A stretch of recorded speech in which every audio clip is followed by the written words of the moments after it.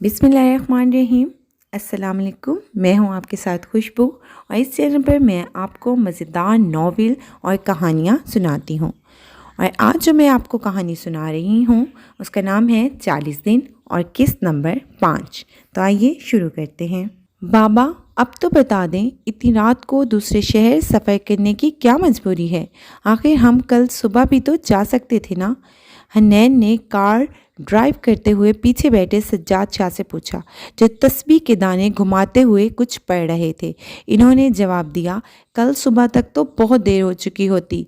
हमें 3 बजे से पहले मतलूबा जगह पहुंचना होगा। आप गाड़ी तेज़ चलाएं। हन्नैन ने परेशानी से कहा, आप पहले मुझे पूरी बात बताएं बाबा। मुझे भी तो पता हो कि हम क्यों जा रहे हैं। हम इस कहानी का इख्तिताम करने जा रहे हैं जो 30 साल पहले शुरू हुई थी। सज्जाद शाह ने बताना शुरू किया। 30 साल पहले जब मेरी पोस्टिंग यहाँ हुई थी, इस शहर के एक अस्पताल से 40 दिन के अंदर अंदर 7 बच्चे गायब हुए थे। मैंने और मेरे अमले ने बहुत कोशिशें की मगर इनका कोई सुराग ना मिल सका। आखिर 1 साल बाद हमारी मेहनत रंग लाई और हम मुजरिमों तक पहुंच गए जो आपस में मियाँ बीवी थे। बीवी नर्स की ड्यूटी अंजाम देती थी और शोहर इसी अस्पताल में चौकीदार था। दोनों ने दौरान हिरासत एतराफ़ किया कि इन बच्चों की गुमशुदगी के पीछे इन्हीं का हाथ था।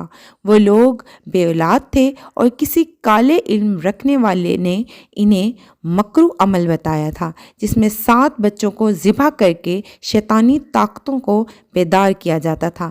इस अमल से इस नर्स की गोद हरी हो गई। जब मैंने इन्हें गिरफ्तार किया तो इनका बेटा पैदा हो चुका था। इन दोनों को फांसी की सज़ा हो गई और इनकी ख्वाहिश पर इनके इस बच्चे को इनकी जानने वाली औरत के हवाले कर दिया गया। जो औरत बच्चा ले गई थी वो वही इश्तियाक साहब की समधन थी और इनका दामाद जमान वही बच्चा है। अब ये कोई नया शैतानी खेल खेल रहे हैं। इश्तियाक साहब की बेटी की शादी को आज पूरे 40 दिन हो चुके हैं। अगर मेरा इल्म दुरुस्त हुआ तो आज रात 3 बजे के बाद अमल मुकम्मल हो जाएगा। बच्ची की जान खतरे में है। हमें जल्दी पहुंचना है। हन्नैन गौर से ये सब सुनने के बाद पूरी तवज्जो से ड्राइविंग करने लगा और सज्जाद शाह इसे रास्ते में समझाने लगे। ज़मान और तशनाका आज बहुत पुरजोश थे।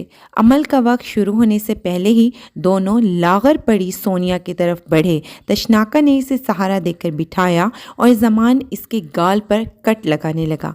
आज इसने सोनिया को बेहोश करना भी ज़रूरी नहीं समझा था।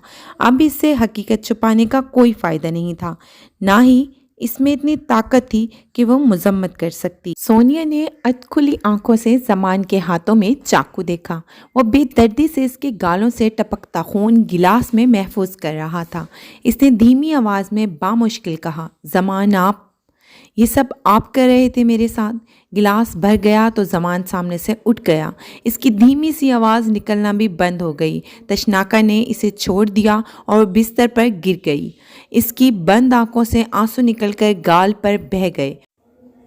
ज़मान और तशनाका बाहर चले गए। सहन में लोगों की गहमा गहमी देखकर ज़मान ने घबराकर तशनाका को देखा।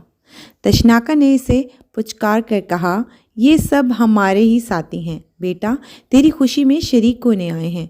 ज़मान ने सबको गौर से देखा। जर्द आंखों और सुर्ख होंठों वाले ये लोग वही थे जो इसकी 7वीं शादी में बाराती बनकर गए थे। इसने दायरा बनाकर खोपड़ी इसमें रखी और ऊपर गिलास रख दिया। अचानक तेज़ हवा के झोंके आए और खोपड़ी रोशन हो गई। तशनाका समेत सब खुशी से नारे लगाने लगे, शैतान देवता खुद हाजिर हो गए, शैतान देवता खुद हाजिर हो गए। खोपड़ी में से एक खौफनाक आवाज़ आई, मेरे ताबेदार सब सुन लो, कि ने अपनी माँ की तरह सच्ची लगन से मेरी परस्तिश की है। मैं इससे बहुत खुश हूँ। आज मैं इसे अपनी ताकतों से नवाजूंगा कि मुस्तकबिल में जब जब मेरा जिक्र किया जाएगा साथ इसका भी जिक्र किया जाएगा। तू रोज़ मुझे पुकारता है और रोज़ मुझे पूछता है। अपना अमल शुरू कर मेरे लाडले।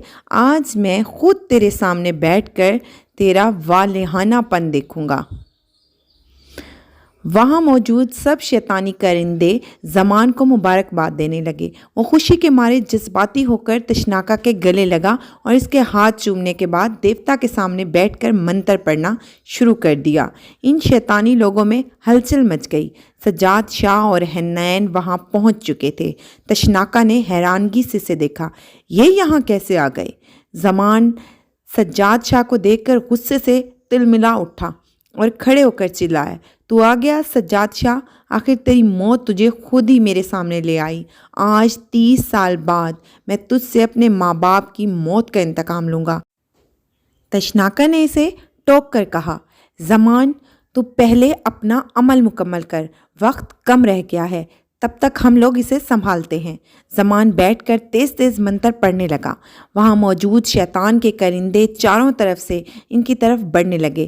سجاد شاہ نے اپنے اور حنین کے گرد حصار کر رکھا تھا، جس کی وجہ سے سب ان کو ہاتھ لگانے کی کوشش کرتے، ایسے پیچھے گرتے جیسے کسی نے اٹھا کر پٹک دیا ہو۔ حنین یہ سب دیکھ کر وہیں گر گیا۔ پہلے کبھی اس کا سامنا ایسی صورتحال سے نہیں ہوا تھا۔ شاہ جی نے اسے سنبھالتے ہوئے چاروں کل پڑھ کر زمان کی طرف منہ کر کے پھونک مار دی۔ ان کی ذرا سی پھونک ایک تیز ہوا کے جھونکے کی صورت زمان کی طرف بڑھی اور کھوپڑی کے اوپر رکھا گلاس نیچے گر گیا۔ سارا خون مٹی میں مکس ہو گیا۔ تشناکا صدمے سے چلا اٹھی، پاگل بڈھے، یہ کیا کر دیا تو نے؟ ہماری سالوں کی محنت مٹی میں ملا دی۔ وہ زور زور سے چلانے لگی۔ زمان کچھ لمحے بت بنا بیٹھا رہا۔ اس نے کبھی سوچا نہیں تھا کہ ایک ہی سیکنڈ میں اس کی ساری محنت ضائع ہو جائے گی۔ سجاد شاہ، تو نے اچھا نہیں کیا۔ وہ آنکھوں سے شعلے برساتا بپھرتے ہوئے شیر کی طرح اٹھا اور غصے سے اپنا پیر زور سے زمین پر مارا۔ غلطی سے اس کا پیر شیطانی کھوپڑی پر پڑ گیا اور وہ چکنا چور ہو گئی۔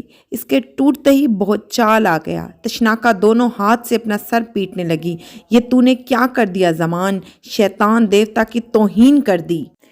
ایسے ہی مزیدار ناولز اور کہانیاں سننے کے لیے چینل کو سبسکرائب کریں، اور اگر آپ کو یہ کہانی پسند آئی ہے تو لائک ضرور کریں، شیئر کریں اور کمنٹ میں ضرور بتائیے گا۔ اپنا رکھیے گا بہت زیادہ خیال۔ اللہ حافظ۔